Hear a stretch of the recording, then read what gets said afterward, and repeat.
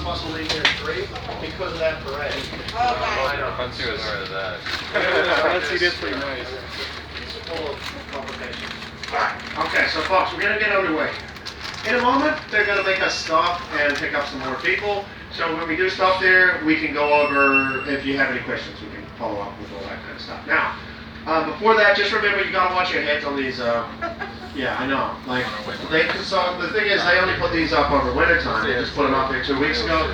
So I'm not using them yet either. So just be careful with that and don't try to get up and walk around while buses run in. You don't want to fall down the stairs. No, you'll see us soon. Yeah, let's talk about these buildings up ahead of us. This is Georgian architecture. Very popular, this style.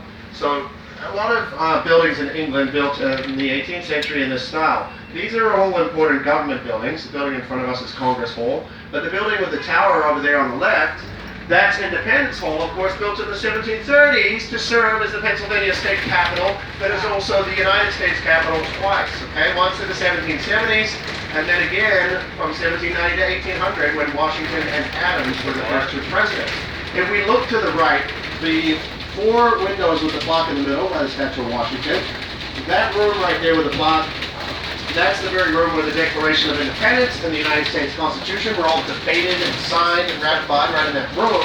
Now you can go in there for free, but you've got to get tickets like online, free tickets, ahead of time, and then you can go in there. You can talk to these park rangers about that if you have any questions. But that's free to go into the room where that happened. I would say one of the most historically significant buildings in the world is Independence Hall. That's obviously that tower is where the Liberty Bell used to hang originally, up in the tower of Independence Hall, but it's famously cracked, so the bell up there is the Centennial Bell from the 19th century. Now, if you guys look over to the right, this building here, on the right, that's essentially that's the first Supreme Court. So before they built the one down there in D.C., the beautiful neoclassical one, this was the Supreme Court back in the 1700s. So also it served as the old Philadelphia City Hall, back in the 18th century. We're going to see the newer City Hall a little bit later.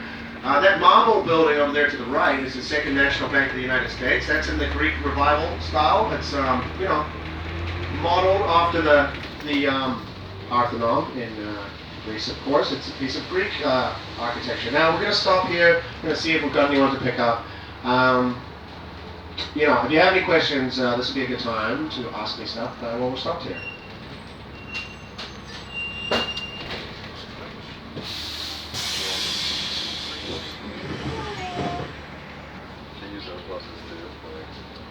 Dude, it's like a large star.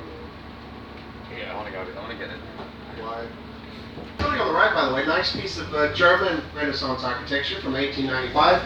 We're actually in an old financial district here, and that was a commodities exchange building for exchanging corn prices and all that kind of stuff. Like in that movie Trading Places, my favorite Philly movie, of course, with Eddie Murphy and Dan Aykroyd. So that's actually a food court now. It's real nice over Christmas time. They dress it up real nice. If you go in there, it's very photogenic. You can snap some photos of all the Christmas decorations. That food court, I would say probably the best thing in there is Rico, like the pizza place in there. It's Roman pizza. If it's still there, a lot of the places closed down over the last couple of years, but the ice cream place is in there. It's really good. They got amazing milkshakes. So, I don't know, but the famous food court is at Reading Terminal Market. You're going to see that shortly. Now, let's talk about the statue on the right. The statue, pretty cool looking. I like the snake.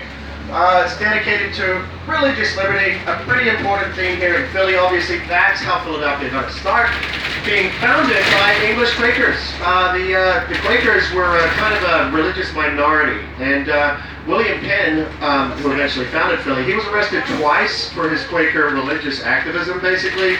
The Church of England didn't like him, King George and stuff. So they actually arrested him twice. They threw him in the Tower of London, believe it or not. And it was after that he resolved to get out of Europe and come over and found Philly, the grounds of religious freedom. So the Quakers, they came over and they snuck out of England secretly. They came over in 1682 and founded Philadelphia. Now, we've got like old cemeteries here in Philly. This one on the right dates back to 1719, although the history of it does go back to the 1600s. You have half a dozen signers of the Declaration of Independence buried right in that cemetery. This giant ugly building on the right is the largest coin producing mint in the world. They make quarters there, nickels and pennies. You could pull out the coins in your wallet if they've got a little letter P on them, like George Washington's head or something. That means they're made in that building. The very first mint, of course, I said that we were the financial capital of America, and we were kind of in a financial district back there. First United States Mint established here in 1794, and this is the fourth version of the mint, that building right there. They would also make the medals there for the armed forces. We're talking, Navy crosses and medals of honor, pretty prestigious stuff. They would make them in that building. Now, everything from here where we are now to straight ahead of us, where you can see the bridge down the road, this is Old City. So when the city of Philadelphia was founded, this handful of city blocks right here, this is basically the entirety of the city for a period, back in the early 1700s, this type of thing. Around the time of Ben Franklin's. We got a lot of old churches here, Old German Reformed Church on the right, that's from the late 18th century, so like late 1700s. A lot of old churches in Philly. This street here is one of the original streets. The street plan was laid out in 1683. It was the first gridded street plan city in America. It was the first city laid out in the grid pattern. And we're driving on one of the original streets. Now, that was for fire safety. The wide gridded streets here, wide by 1680 standards, in a grid pattern, that was to, stop the spread of flames in the event of a fire. It was a pretty forward-thinking approach. That's because William Penn, the guy who founded Philly, he lived in London in the 1660s, like a Great Fire of London, of course. I think it was 1666 or 1665, I always get mixed up. But it burnt down a third of the city, so he was very concerned with that. He lived there. And when he founded Philly, he wanted, to take that into consideration. Now, so this is one of the original streets here. We're going to get a good view of the bridge just up ahead of us. If you've heard of that show, It's Always Sunny in Philadelphia, you'll know it revolves around a bar called Patty's Pub. If you look to the right, that's the original Patty's Pub. That's where the creators of the show would hang out and drink beers. That's where they came up with the idea for the show, the main cast members of the show. They used to hang out and drink it. So if you're a fan of it, you can go in there. They do sell T-shirts and stuff. A lot of people go there to take a photo. I go to that bar like maybe once a year or something like that. Just classic Philly dive bar.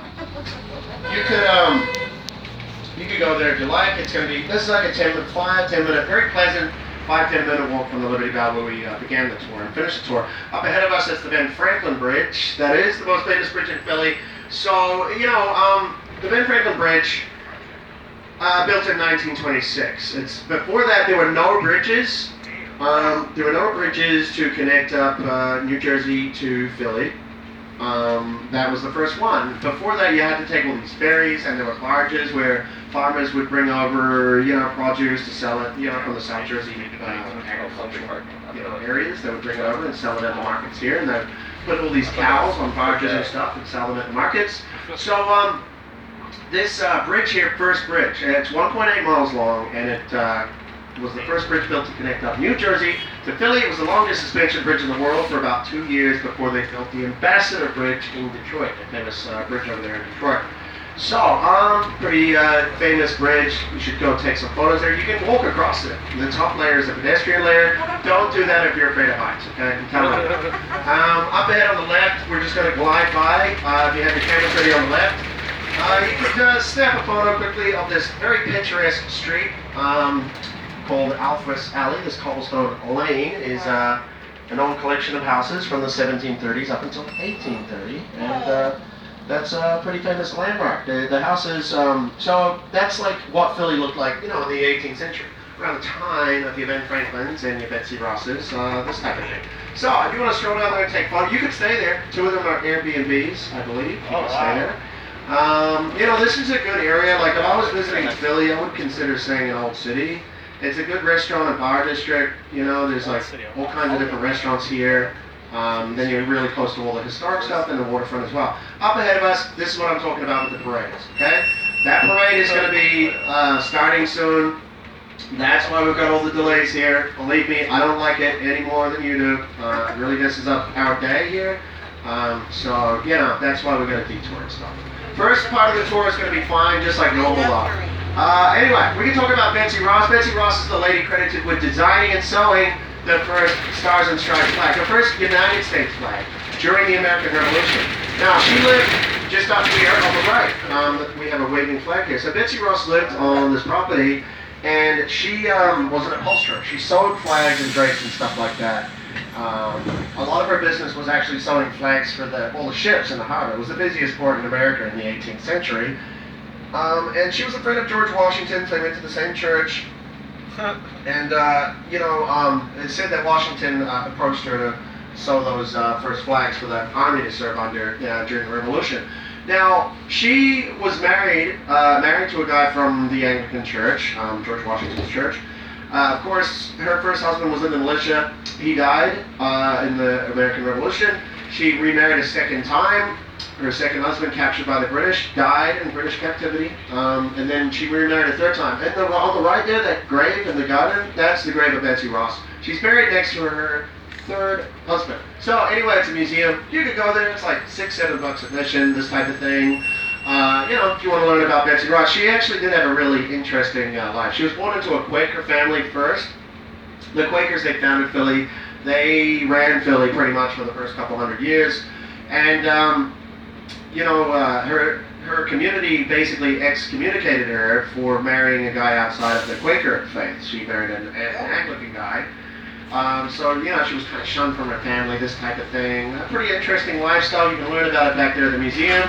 Speaking of the Quakers, here on the left is the largest Quaker meeting house, Quaker church in America. It dates all the way back to 1804, if you can believe that.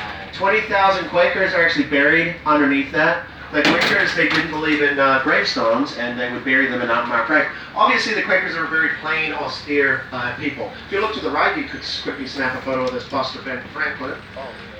Pretty cool bust of Franklin. And then you've got this mural. I like the mural. It's brand new. It's all about firefighting history. Ben Franklin up there wearing a fireman's helmet because he was a firefighter. A lot of people don't know that. He founded the first volunteer firefighting company in America. On the left, where see this hotel on the left? You know what used to be there? That was where Ben Franklin founded University of Pennsylvania, was on that spot back in the 18th century. Our Ivy League university, founded by Ben Franklin. Of course, Ben Franklin, scientist, inventor, author, printer, statesman, diplomat, publisher, entrepreneur, philanthropist, and many other things.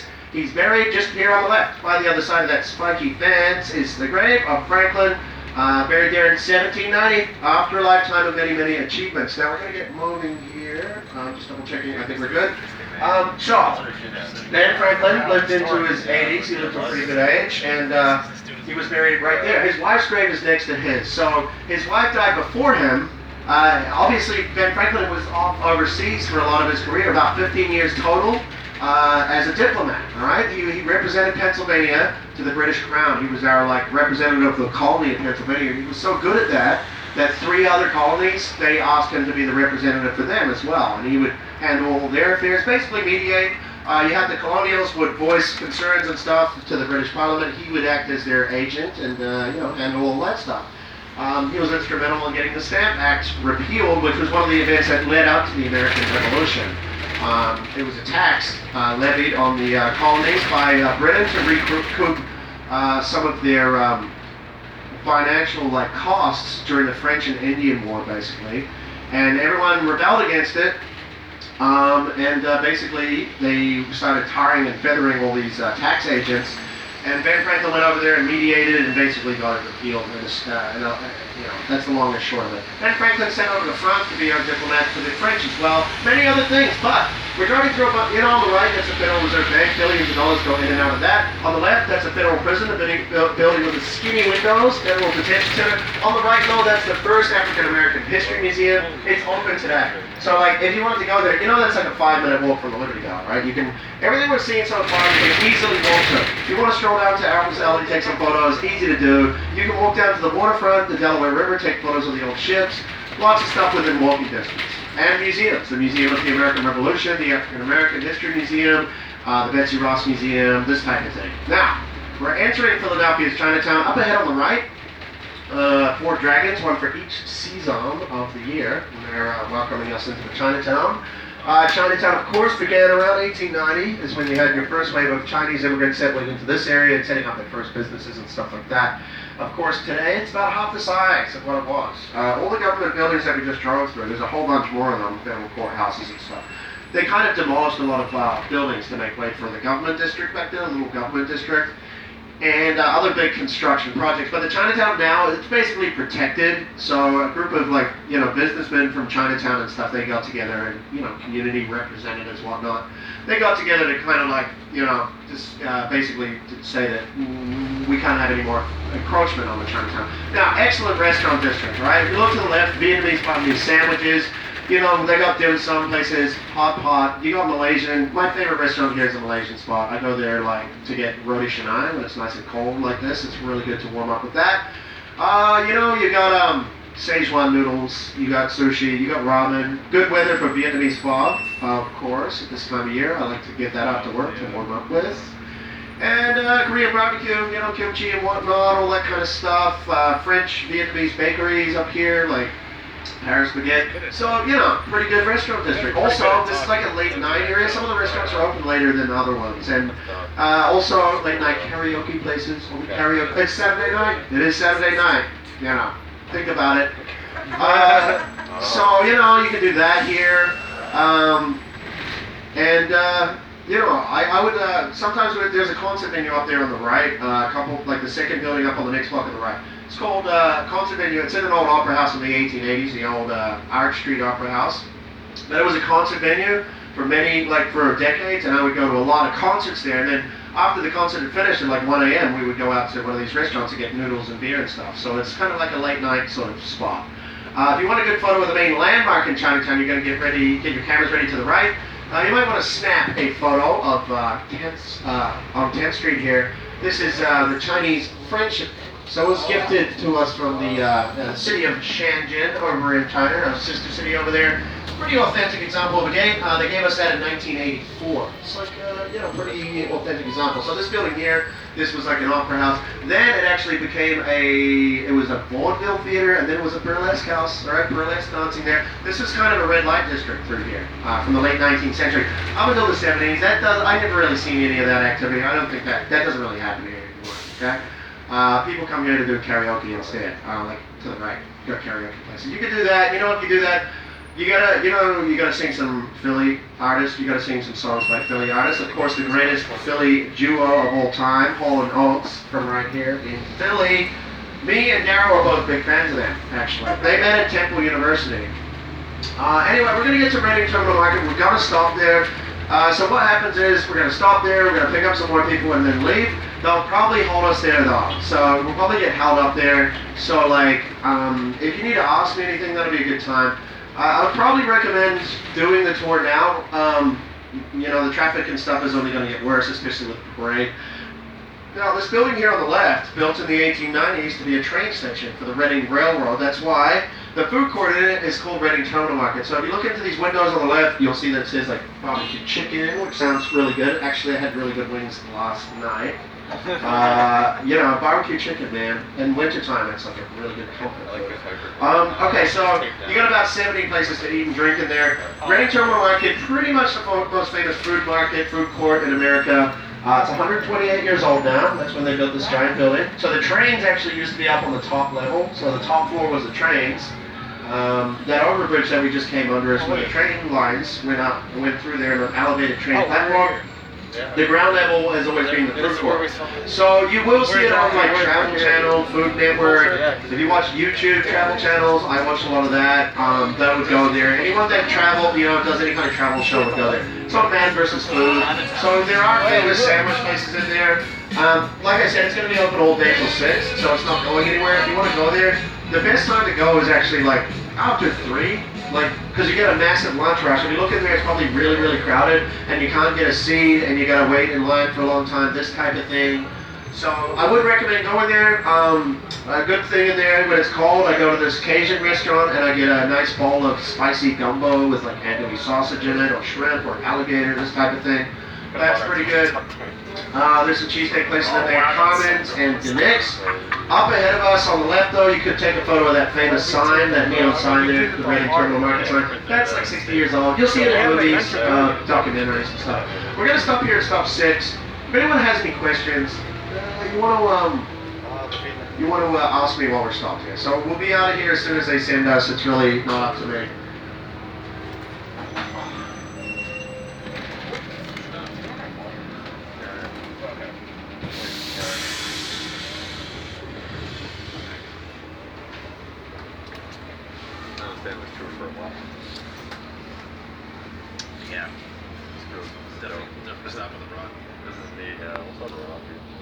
Well, we'll see.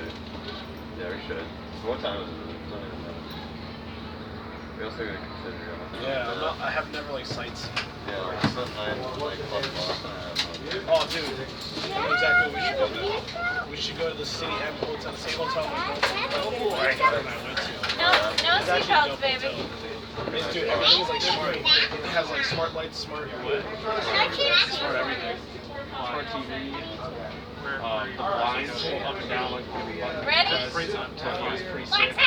Yeah, it's like it's pretty. It's like downtown pretty much, right? Yeah. Still, I can't see much. So yeah, it's right next to the TV. You can see everything. Ow. Right next to it.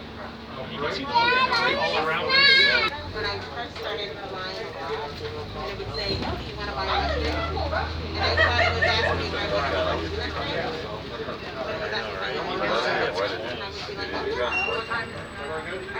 All right. Okay, so folks, we're gonna get underway here. All right.